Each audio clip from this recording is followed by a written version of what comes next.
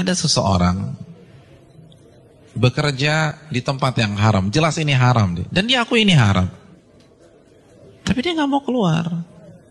Kenapa dia nggak mau keluar? Dia katakan, anak saya 4, Pak Ustaz. Kalau saya keluar, anak pertama bayar kuliahnya gimana? Anak kedua SMA-nya gimana? Harus bayar uang gedung. Maka saya tetap bertahan karena faktor kondisi. Ini bukan sombong loh Ustadz, ini faktor kondisi. Hadirin enggak, itu sok pintar. Itu sok pintar. Karena hakikatnya di hadapan kita ada 2 opsi. Opsi yang pertama, matematika kita, logika kita. Gaji kita 15 juta, anak 4, oh cukup. Tapi begitu saya resign, maka bulan depan 15 juta itu hilang. Maka nggak mungkin mencukupi 4 orang anak. Itu matematika kita. Tapi itu bukan satu-satunya opsi. Opsi yang kedua, Allah berfirman dalam surat At-Talaq ayat 2. Barang siapa yang bertakwa kepada Allah, maka Allah akan berikan solusi. Dan Allah akan berikan rizki dari arah yang tidak ia duga-duga. Namun karena kita merasa paling pintar, kita pilih opsi yang pertama. Karena kita lebih yakin dengan matematika kita daripada janji Allah Subhanahu wa Ta'ala. Bukankah itu sok pintar di hadapan Allah dan merasa cerdas di hadapan Allah Subhanahu wa Ta'ala? Inti dari semua kedurhakaan itu merasa pintar, bukan kondisi.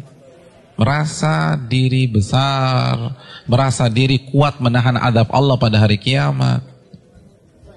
Rekan-rekan yang dirahmati oleh Allah Subhanahu wa Ta'ala, ini masalah dari dulu. Karena iblis itu menggunakan teori ini. Kenapa iblis divonis kafir? Kenapa iblis divonis kekal di neraka? Karena ketika dia disuruh sujud, dia katakan apa? Enggak, ana khairun minhu, aku lebih baik daripada Adam. Engkau ciptakan aku dari api dan engkau ciptakan dia dari tanah. Saya ingin tanya, yang diserang dengan statement ini itu siapa rekan-rekan sekalian? Yang dibodoh-bodohi itu siapa? Allah, bukan Adam. Apa maksudnya? Ulama mengatakan maksudnya, ya Allah, engkau perintahkan aku sujud kepada Adam, sedangkan dia dari tanah dan aku dari api. Ini perintah yang tidak masuk akal, gitulah. Ini perintah yang bodoh. Kalau bahasa Arab, ini nggak worth it banget nih Allah, gitu loh. Makanya kan Allah langsung habisi dia. Aba wastakbara wa kana minal kafirin. Ini bukan hanya semata-mata sujud, hadirin. Ini lebih besar dari itu. Nah begitu juga dengan orang yang banyak maksiat sekarang. Ya nggak mungkin lah ada orang mengatakan ngaku muslim gue lebih pintar dari Allah. Enggak lah. Tapi dengan cara dia membantah ayat Allah, menolak hadis Nabi, itu kan merasa pintar. Merasa pintar. Akhirnya dibantah, dijawab. Hadirin, simpel aja, saya kasih 2 contoh dalam masalah ini. Asy-Syu'ara ayat 61, ini jelas. Ketika Allah perintahkan Nabi Musa untuk lari, untuk keluar dari Mesir. Lalu apa yang terjadi? Dan ketika kedua kelompok itu sudah saling melihat, Fir'aun sudah melihat Nabi Musa di hadapannya, dan Musa kalau menoleh sudah melihat Fir'aun. Innala mudrakun. Maka sebagian pengikut Nabi Musa itu mengatakan kita akan tertangkap. Kita akan tertangkap. Kenapa? Depan laut merah, belakang Fir'aun. Logika main, ketangkap. Matematika main, ketangkap. Lalu apa kata Nabi Musa? Qala kalla, bukan begitu.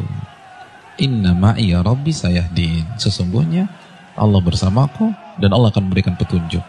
Maka setelah Nabi Musa berbicara demikian, baru Allah wahyukan anidrib bi'asakal bahra fanfalaqa. Pukulkanlah tongkatmu ke permukaan laut, maka laut pun akan terbelah.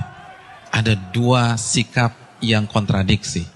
Yang satu begitu melihat kondisi real di lapangan, langsung menggunakan akalnya.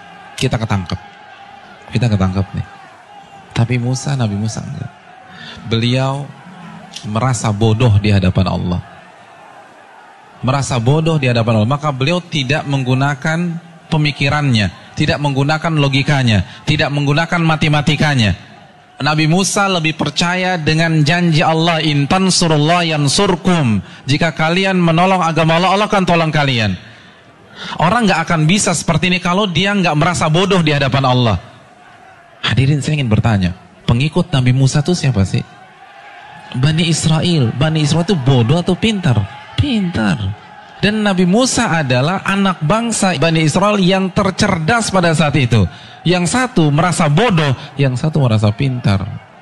Dan yang benar adalah yang merasa bodoh di hadapan Allah. Ternyata seluruh analisa, prediksi yang diucapkan oleh seluruh orang-orang yang mengatakan kita akan ketangkap salah semua. Bukankah itu pelajaran bagi kita? Bukan berarti kita nggak boleh menggunakan akal sehat, enggak. Tapi kalau sudah berhadapan dengan perintah yang jelas, larangan yang jelas, merasa bodohlah di hadapan Allah. Jangan kritik, nggak mungkin Ustaz. Ini nggak make sense nih Ustaz. Ini nggak dapat hitung-hitungannya. Tuh Anda baru lagi merasa pintar. Emangnya Allah nggak bisa mengkayakan Anda dari jalan-jalan yang Anda nggak duga? Contoh yang terakhir, jelas-jelas surat As-Saffat ayat 102. Perintah jelas. Allah perintahkan Nabi Ibrahim untuk menyembelih putranya. Lalu Nabi Ibrahim lakukan hal tersebut. Kita sudah bahas. Hadirin yang dirahmati oleh Allah Subhanahu wa taala. Nabi Ibrahim kenapa tetap menyembelih putranya? Karena merasa diri bodoh di hadapan Allah. Karena kalau pakai matematika dan logika, itu jelas sudah nggak boleh disembelih. Wong orang terbaik kok.